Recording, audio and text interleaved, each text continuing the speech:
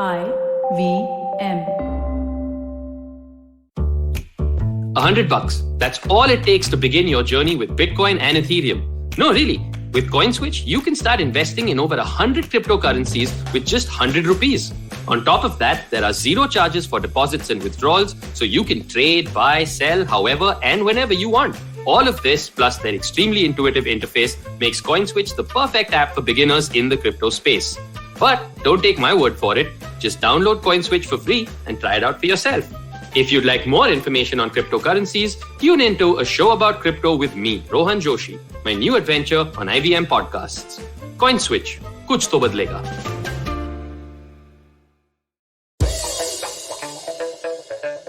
Here's your smart fact of the day.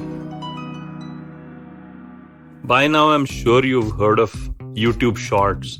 In fact, creators can now earn up to $10,000 a month on YouTube Shorts. Yeah, Google-owned YouTube has announced to pay creators up to $10,000 per month for making popular videos on the Shorts app, which is essentially a TikTok competitor across the world. The company has launched this YouTube Shorts fund, which is a $100 million fund distributed over 21-22. And that is how they're going to get in touch with so many eligible creators to claim a payment from the fund. Looks like YouTube is going all out to make sure that Shorts is successful. Hey there, welcome to Smarter with Sid. And if I sounded like an ad for YouTube Shorts, well, that was not the intention. I always look at new, stuff coming up like Instagram Reels or, stories or anything of that sort that is in the social media landscape. And today I'm going to look at YouTube Shorts and what we've got because of it. Now, before we do a deep dive into it, let's understand what this 100 million fund is going to actually do for YouTube Shorts, right? It is not just limited to creators in the YouTube Partner Program, which already had been there. Any creator that meets its eligibility criteria can participate. Basically, they are kind of trying to attract everybody who's been a TikTok creator, a TikToker, right? And is now looking for a new platform to display their wares. Right? And you have your Joshes and the Takatuks and the Mojas of the world, especially in India. So one question which we are trying to discover an answer to is, how is YouTube Shorts going to fare in India as well as the rest of the world? What do you guys think? Let's try to figure out. But for that, we need to take a couple of steps back and figure whether YouTube Shorts has got its act right. Now, apparently, if you get all the creators from other platforms and get them to, kind of do their thing on YouTube Shorts, that is one very rapid way of ensuring that people gravitate towards whatever you're doing and come in and start the rapid adoption of whatever your platform is, in this case, YouTube Shorts. And so therefore, they have tried to create as attractive a package for all the creators, They've kind of identified about 10 different ways. I'm not going to get into all of them over here, but 10 different ways in which creators can earn a lot of money.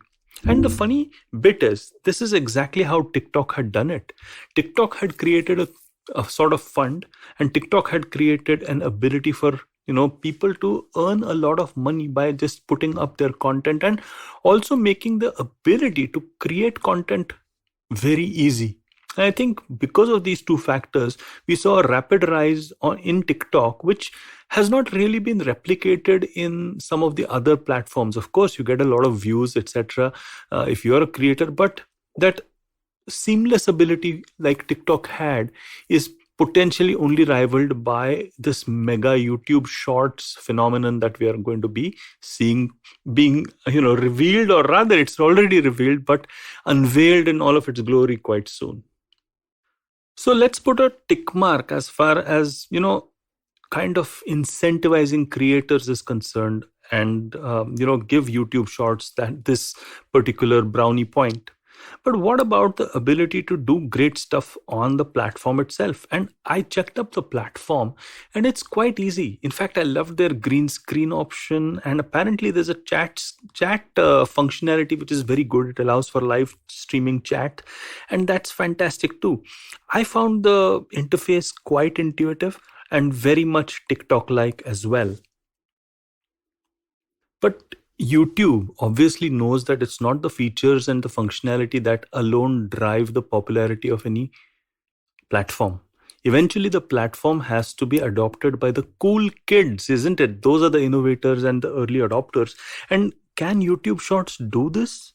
Now, if I look at the way in which this app is laid out and just experience some of the shorts that are happening, a very interesting thing comes to light.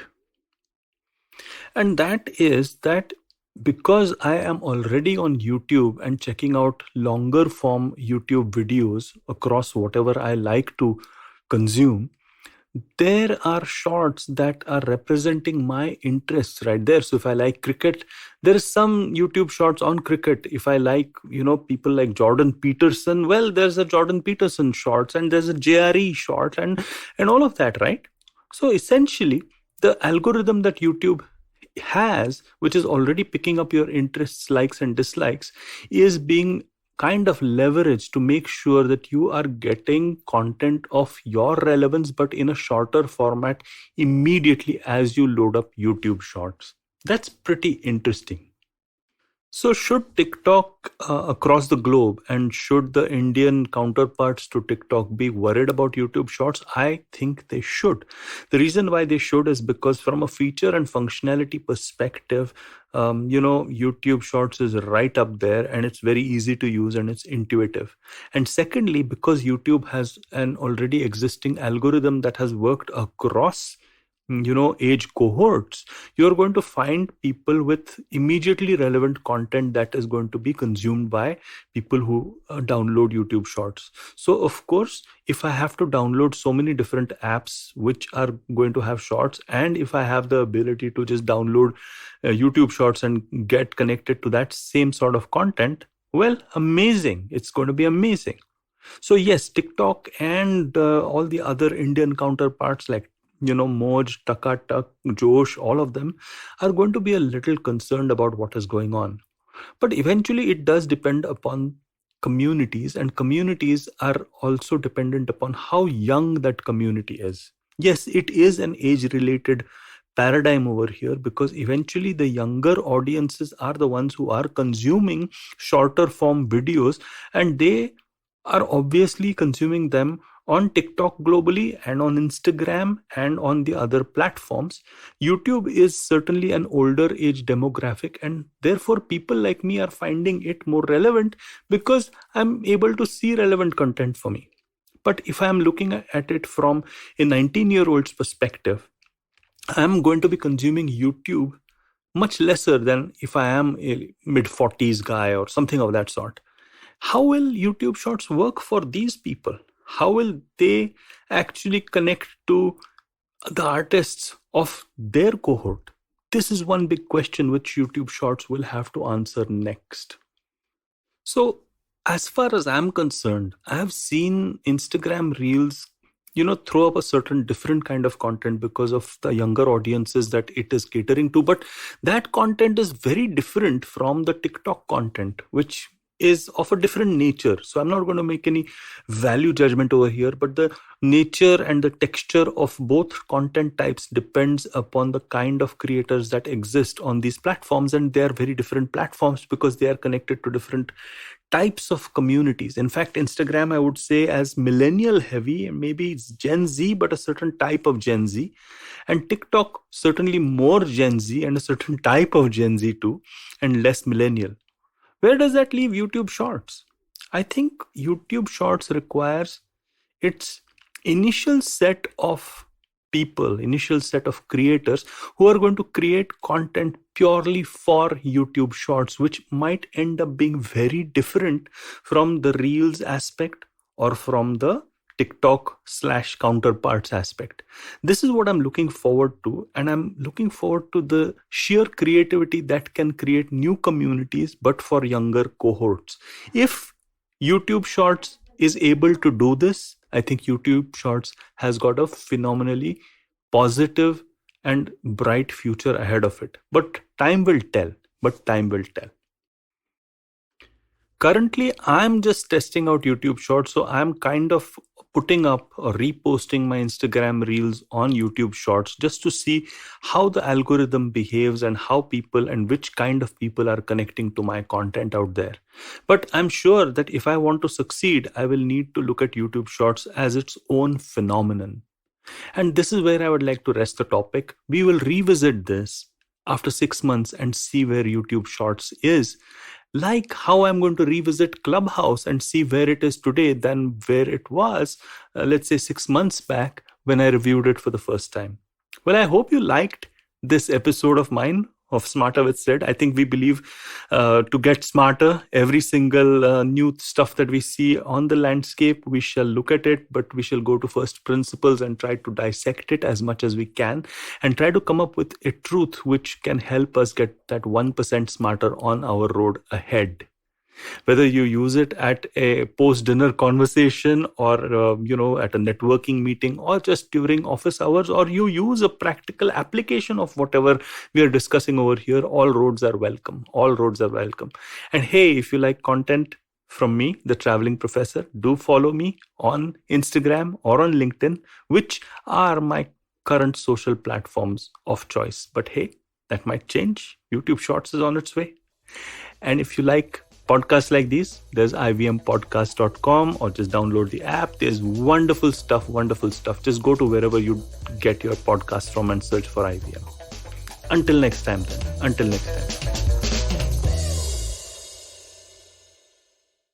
Hi everybody, just wanted to ask everyone for a quick favor. We're running a brand survey right now and would really appreciate it if you could let us know what you think about the advertising on IVM.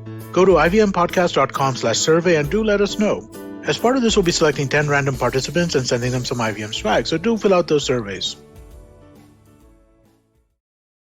Hey everybody, it's been a great week on the IVM Podcast Network. On the Storytellers and Storysellers podcast, Vineet talks to the youngest gaming creator, Ujjwal Chaurasia. He shares his content strategy and how he went from his first 1,000 subscribers to 20 million on YouTube. On Simplifier, Shriketh is back after 2 years in Kuala Lumpur. The gang ask him about the differences between the two countries, work-wise, culture-wise, and infrastructure-wise. On the Edges and Sledges Cricket podcast, Varun, DJ, and Ashwin discuss CSK winning its 4th IPL title, the beginning of the T20 World Cup, and India's squad. Monica Halan has a new book, Let's Talk Money. You've worked hard for it, now make it work for you. She joins Anupam on Pesa Vesa and they discuss the ins and outs of the book. And on All Things Policy, Aditya Parikh talks to Serbian journalist and geopolitical analyst Nikola Mikovic about the impending hostilities between Serbia and Kosovo. Do follow us on social media. We're IVM Podcast on Twitter, Facebook, Instagram, and LinkedIn. And remember, if you're enjoying this show or any of other shows for that matter, please do tell a friend. And finally, we'd like to thank our sponsors this week, Cred, Bank of Baroda, Quarter, CoinSwitch, Kuber, Slay Coffee, Intel, Kotak Mahindra Bank, and Oxfam India. Thank you so much for making this possible. Namaste, this is Cyrus Brocha. I am part of the government cancel culture program to remove rubbish off all the different streams available. So what we have is all the collected rubbish we put together on our show. It's called Cyrus Says. It's on IVM Podcast. You have to watch it and listen to it. It's on our app. It's on our website. It's on the YouTube channel. It's on Facebook. There are many different ways. Don't bother me and ask me how. You have to find out. We talk to different personalities. Many of them are known. Some are just people we meet downstairs and invite them up for chai. But the point is, it's fun and it's very therapeutic. So please join in and listen to Cyrus Says.